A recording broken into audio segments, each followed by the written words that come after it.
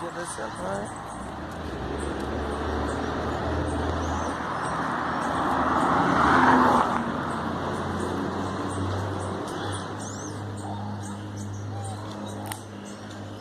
Aí pessoal, como é ali na natureza.